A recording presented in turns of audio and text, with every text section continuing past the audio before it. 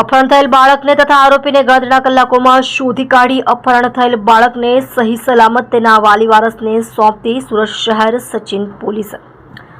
ગઈ તારીખ 10/8/2025ના રોજ સાંજના આશરે 7:30 વાગ્યાના સુમારે સુડા સેક્ટર પ્લોટ નંબર 119 સામેથી એક બાળક સોના ઉંમર વર્ષ 3 નાઓનું રિયાઝુ અબ્દુલ હક મંસૂરી દ્વારા અપહરણ થયેલ છે બાબતે ફરિયાદી રહીમ રઝાક મંસૂરી ઉંમર વર્ષ 28 ધંધો નોકરી રહેવાસી રૂમ નંબર 7 પ્લોટ નંબર 119 પ્રકાશભાઈની બિલ્ડિંગમાં સુડા સેક્ટર 3 સચિન મૂળ વતન થાના છપ્પર થાના ભોરે પોસ્ટે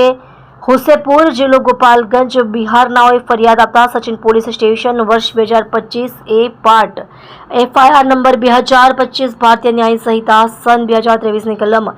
137(2) મુજબની ફરિયાદ દાખલ કરવામાં આવેલ સદર ગુનો અપહરણનો હોય જે ગંભીર પ્રકારનો હોય સદર ગુનો શોધી આરોપીને પકડી પાડવા પોલીસ ઇન્સ્પેક્ટર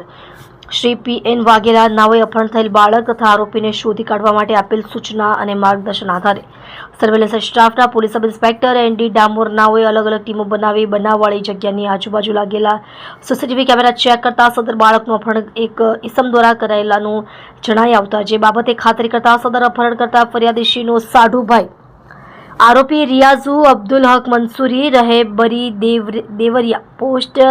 રેપુરા થાના હથુઆ જિલ્લો ગોપાલગંજ બિહાર નાઓનો હોવાનું જણાઈ આવતા જે બાબતે તપાસ ચાલુ હતી તે દરમિયાન સર્વેલન્સ સ્ટાફના પોલીસ માણસો હેડ કોન્સ્ટેબલ મનસુખભાઈ નારણભાઈ તથા પોલીસ કોન્સ્ટેબલ પરેશભાઈ લક્ષ્મણભાઈ તથા પોલીસ કોન્સ્ટેબલ કિશનભાઈ જયદેવભાઈ નાઓ તથા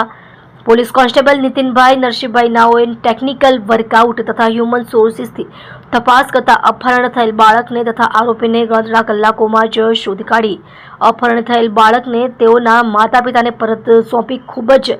પ્રશંસનીય સરાહનીય કામગીરી કરવામાં આવેલ છે। આપ જોઈ રહ્યા છો ગુજરાતની સૌથી પહેલા ખબર આપતી Surat express news channel director Rajesh મંગલેની સાથે।